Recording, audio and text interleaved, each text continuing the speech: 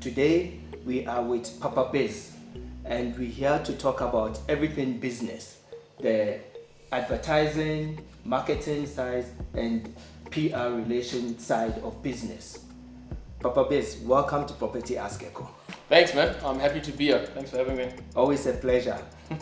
Always looking forward to talk to you. Oh, thanks, man. Looking forward. Yes, so Papa Biz, for starters, maybe if you could tell us about yourself, who you are, and what you've done. Okay, no, cool, man. Once again, just welcome to all the viewers. So myself, as you know me on social media, Papa Biz. Myself, originally from Ghana. Been in South Africa for quite some time. And I actually studied actuarial science, but what I'm mostly known for is the different businesses that I've built, my wife and I. Yes. Different businesses that we've won awards for. The main one, of course, is the P&H boutique. That at the time it was actually the fastest growing African print retail business in South Africa. We had stores nationwide. Won numerous awards for our participation there. Yes. I'm also I'm an avid property investor. That's how I get to know you as well. Yeah. And we've also got another business that's a digital media agency.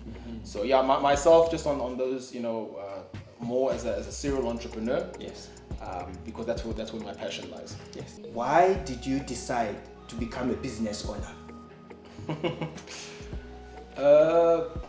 Look, it's an interesting one. I think, from my type of background, and yours would probably be similar. Yes. We grew up in a family that's very much around education and studying. Yes. I mean, I recall after I'd studied actuarial science, I was actually working at the bank. Yes. One of the big banks in South Africa. And, by the time I actually even eventually left, I was a vice president at the bank. Okay. But what was important for me, I recall actually it was about 2010. I was just discussing with my wife, we were on honeymoon, and I was just looking at the way that my seniors lived, how they lived their lives. Yes. And those even more senior than them. It was incredibly stressful. Their lives were incredibly stressful, and for me, I wanted options. Yes. I read a lot of books, and I understood that the average millionaire's got at least 7 different streams of income. Yes. And you hear that often, but it's like, where do you even start? Because I'm just relying on my one source of income. And why I determined that I had to start in business is that what I found like in corporate is that one is so invested in the company that you work with. Yes. The time that it takes, it's mentally, physically, emotionally that you're so invested. You actually don't get the time to invest in understanding the different ways of earning income. Yes. And so in that type of setting, I realized if I stay there forever, I might only learn 1 or 2 ways of earning income. But my goal is I needed to learn how to do 7 or more different ways to earn income. And I knew that I could get that if I started with a business. And just fortunate enough for me, and this is advice I always give others, is that it's always better to have a day one than a one day. Yes. Yeah. Yes. And I like that. And the thing is, what you've said is, trying to grow other sources of income. But look at you now. Like, you've grown that income, and now it's beyond that. It's more about helping others to also grow that sources of income that you were able to identify. Now, what was your main mission when at the start of your business? The mission was actually quite simple, is because where I used to work, Yes. I was more mathematically inclined. That's what my degree was. I was not somebody who was rah type of person. And actually, my goal was quite simple, which was that I'd read in a book which said that if you want to become wealthy, you need to learn how to sell. Yes. And that was not a skill that I was learning where I was working. So when the idea came through for us to start selling African clothing, Yes. it appealed to me as a stepping stone, and that it could be a safe space where I could actually learn how to sell. And you can fail in that type of setting, but at least I'd be able to get that skill. And so in effect, everything that came afterwards, it was basically based on a very simple premise with let's find a space where we can learn how to sell. Yes. And then, so that's fine. So you found the space, but what made you choose, what made you choose the printing space, or as an industry, the fashion space, if I should put it that way? Okay.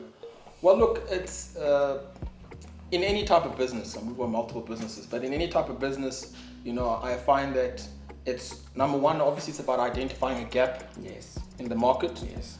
But even more than that, it's about then testing to see, is there actually a market in that gap? Yes. And something that I saw quite early on, that's where the idea came from, is we had a friend's wedding to attend. We were going to be MCs, and we elicited the services of different tailors to assist us, and the person who ended up helping us, they got it done just in time, barely. It was very, very stressful. My wife had to come from Sandton. It was a big mess.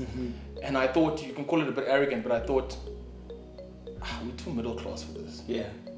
Yeah. Isn't there a way that middle class people like ourselves can get these type of services without feeling demeaned and things like that? And at the time, that nothing existed. Yeah. So we said, okay, well then let's try it out. Yes. Let's just start something. We didn't have this big grand plan in mind, and then we just took that leap of faith. That's basically where the premise started from there. Yes. And I can attest to that, because me building businesses also, most of the time it comes out of frustration, not getting the services that you require, and then you thinking, but I'm capable, and I don't deserve mediocre services. I want to give the best services, and I like that, because that's how businesses are born. So you've got this idea, you've got this strategy on how to go about getting it executed. You have to form a company, and you have to come up with a name. So now, how did you come up with such a cool name?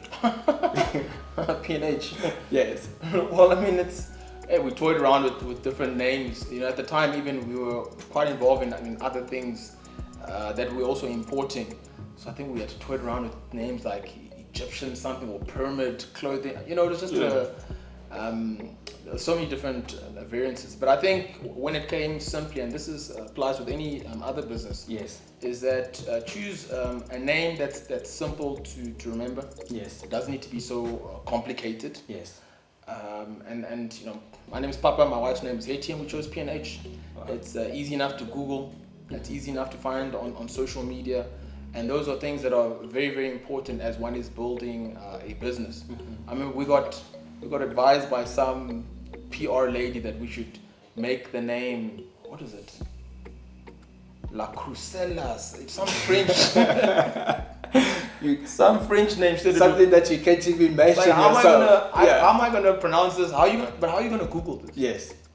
And sometimes that's why as an entrepreneur, it's important that you always seek the advice of people who are experts in the area. Yes. But you are still the entrepreneur. You're in charge. Yes. You're the one who's going to make the decisions at the end of the day. Yes. So it's good to take advice, and then you identify how you want to grow, what you want to do. So I cut that woman out, and I said, that's not going to work.